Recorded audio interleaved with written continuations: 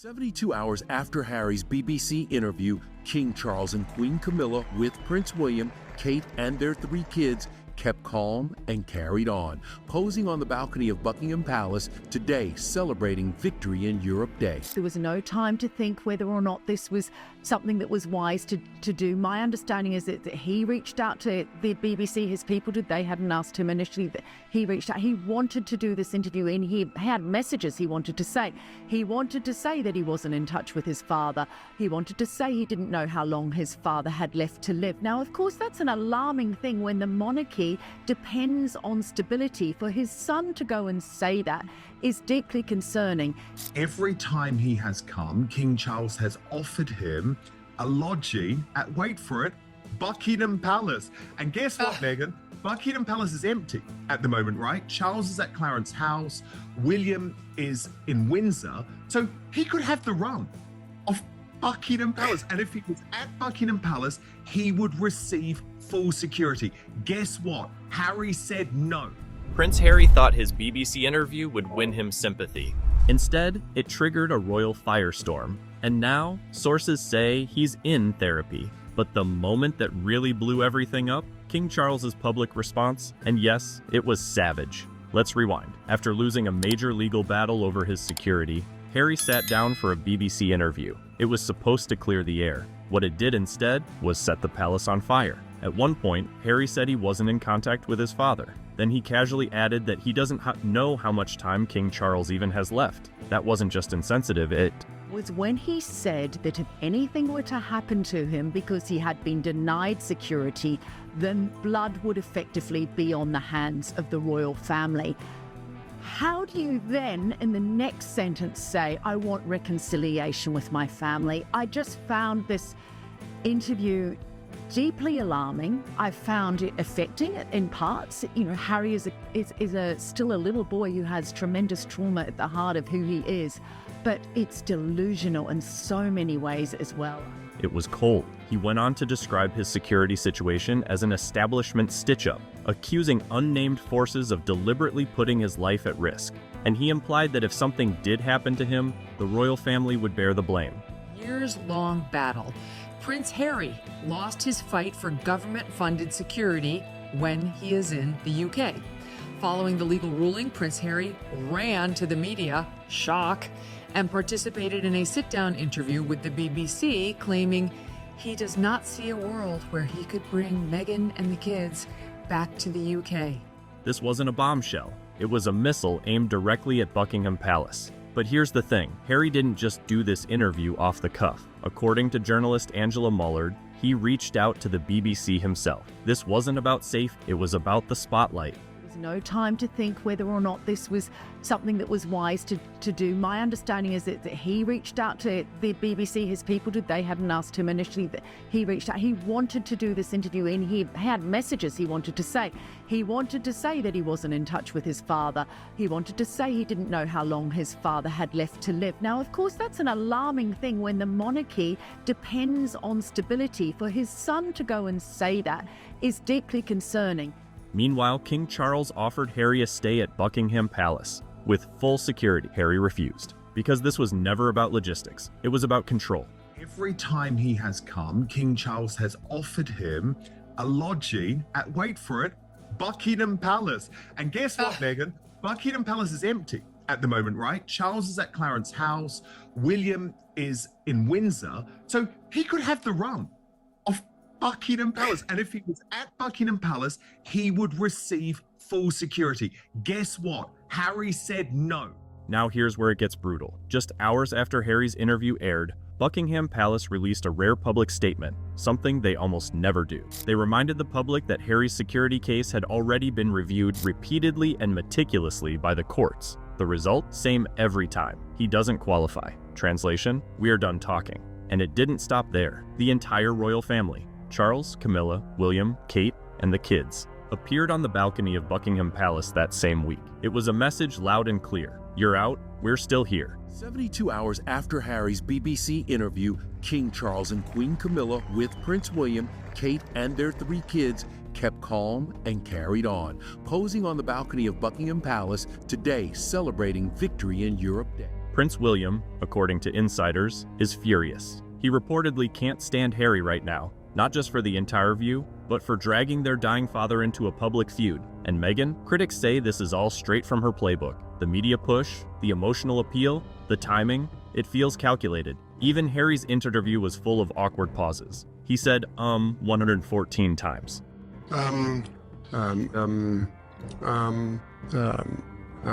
But the most surprising part? After all this, Harry said he still wants reconciliation. He says he wants his children to know their homeland. And that's where the hypocrisy hits hardest. Because behind closed doors, Harry reportedly missed his son's birthday, and those close to him say he's tapped out of the family and finally seeking therapy to process the mess he's in. But wait until you hear what Meghan just did, in a podcast no less, that has even royal commentators calling it nauseating PR spin. If Prince Harry's BBC interview was awkward, Meghan Markle's latest podcast was a masterclass in cringe. She showed up on the Jamie Kern-Lima show, her first ever podcast appearance as a guest, and let's just say the internet didn't hold back. From the start, the tone was off. Everything felt overly polished, like she was reading from a media training manual. Commentators like Angela Mahler didn't sugarcoat it. She called the whole thing nauseating. It was highly incongruous, and she is living in La La Land. Look, I couldn't even watch all of this interview. This was nauseating. Honestly, it is so, it's so full of adjectives. It was inspiring. They're enchanting. You know, this is amazing. The way these two women spoke, I don't know what the takeouts were for anybody, frankly. But what I think is that Harry is speaking his truth, which is that he's a very dejected and traumatized human being. And Meghan is projecting her truth. She knows that her brand has to run on positivity and optimism. So she's just telling a different story. She is a brand. She's an actress. We know that she can project whatever she wants to. And so, you know, it's all about how much Harry loves her and how happy they are. But how can two stories that are so disparate run in alignment? Instead of having a real conversation, Meghan leaned hard into buzzwords. Empowerment, motherhood, gratitude, and branding. It sounded less like a woman opening up and more like a CEO protecting her image. Critics slammed her for using the platform to sell herself, not connect. One viral tweet even said, "This isn't a podcast, it's a commercial for Meghan's reputation." And then came the hypocrisy. While Harry claimed in his BBC interview that he wants reconciliation with his family behind the scenes, he didn't even show up for his own son's birthday. I think that there is a lot of disjointed behavior going on behind the scenes. I mean, we know that Harry wasn't even in Montecito for Archie's 6th birthday party this week. He was in Vegas launching some random project that no one's ever heard of. So if you're not even there for your son's birthday party, you're clearly very tapped out of the family. And that just is kind of the cherry on top for this week. You know, you've got Meghan, who's trying to push this completely different brand of happy families and, you know, let's all hold hands and jump around in a circle. And Harry is clearly not okay. And I agree, Harry probably needs to seek some sort of therapist to help him with whatever issues he's going through, because I don't think Meghan's going to help him. She's in her complete own world. Insiders say Harry is emotionally checked out, that his absence, distance, and instability are the clearest signs yet that therapy isn't a luxury, it's a necessity. Some even say this entire spiral, from lawsuits to interviews, is proof he's unraveling in real time. And while Harry spirals, Meghan stays in control. She recently posted a photo of Archie for his 6th birthday. But here's the thing, the picture showed him from behind, facing a sunset. It was private, aesthetic, and, let's be real, perfectly curated. Front and center. And of course, you know, Lilibet and Archie aren't working royals, so they're not photographed at school, they're not photographed at Trooping the Colour and things like that, which is fair enough that their identity should be protected, but it also makes you feel sad because it's another nail in the coffin for their relationship with their own little cousins who they don't know. And that's no fault of that. Commentators praised the decision for protecting Archie's privacy, but others noticed something else: the subtle contrast between Meghan's children and William and Kate's kids. Archie and Lilibet are shielded, distant, invisible.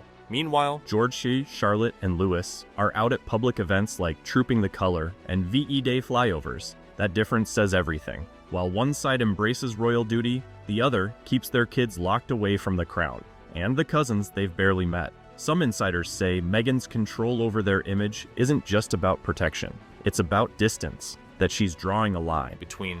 King Charles didn't just ignore Harry, he humiliated him and made sure the world saw it. King Charles didn't yell. He didn't release a dramatic statement, but what he did after Prince Harry's BBC interview was a royal slap in the face in broad daylight. It happened at the Victory in Europe Day celebration. As the royal family stepped out onto the Buckingham Palace balcony, Charles, Camilla, William, Kate, the children, there was one person noticeably missing, Prince Harry, and that wasn't a mistake. According to insiders, this was no quiet exclusion. This was Charles drawing a line. After years of interviews, Netflix specials, and leaked memoir jabs, the king finally said, enough. But it wasn't just the optics, it was the timing. This came directly after Harry's interview, where he accused the establishment of setting him up for danger, and even hinted that the family might prefer him gone, referencing the way his mother, Princess Diana, died. The media ran wild with headlines. Commentators called it manipulative, dangerous, and unhinged. But the palace? They played their move with silence and symbolism. Then Buckingham Palace did something rare. They issued a public response. In no uncertain terms, they said Harry's security situation had already been reviewed repeatedly and meticulously, and the outcome was final. He lost the case, period. This was more than a press release. It was a rebuke from the king to his son. No drama, no back and forth. Just cold, official closure, and people noticed. Polls show that the majority of Brits now believe Harry and Meghan should be stripped of their royal titles completely. Now, a staggering 2/3 of Brits are calling for Harry and Meghan to be stripped of their HRH titles. A new poll by Find Out Now has revealed that most of the public is supporting the king in this family feud, ongoing family feud, after Harry's bombshell BBC interview. It follows the Court of Appeal's decision to not overturn the ruling on his security in the UK. That pressure is mounting, not just from the public, but reportedly from Prince William himself. One insider says William can barely speak to Harry anymore, that he finds Meghan manipulative and is furious at the way Harry aired their father's health in public. And it's not just royal allies pushing back. Even Meghan's own father, Thomas Markle, is begging for reconciliation. He recently moved to the Philippines, but still hasn't met his grandchildren. The father of Princess Catherine's sister-in-law has moved, and he believes Meghan is cutting off the family intentionally. This is the Markle playbook on full display: control the image, block out dissent, and keep up appearances, until the narrative collapses. So where does that leave Harry? He's isolated from his family, dragged by the press, losing legal battles, and behind the scenes, sources now claim he's started therapy to deal with the fallout. But therapy might not be enough, because the one thing that's still holding Meghan and Harry's brand together, their titles, is now hanging by a thread. And if King Charles decides to cut it, we may be looking at the moment everything collapses. The question is, will Harry walk away quietly, or is the next explosion just getting started? The pressure is now undeniable. From palace insiders to public opinion polls, the tide has turned fully against Harry and Meghan. And if King Charles makes the move many believe he's been weighing for months, it's over. We're talking about titles, specifically removing Duke of Sussex and Duchess of Sussex, the last official pieces of royal identity Meghan and Harry still cling to. Will King Charles officially cut the cord? Will Harry retreat quietly into therapy and distance? Or will Meghan try one last PR stunt to cling to the royal spotlight? Either way, we're watching a royal identity, and possibly a royal marriage, teeter on the edge. Let's hear your thoughts. Do you think King Charles should officially strip their titles? Or is the public pressure enough already? Drop your take in the comments. We're pinning the best one. We'll see you in the next one.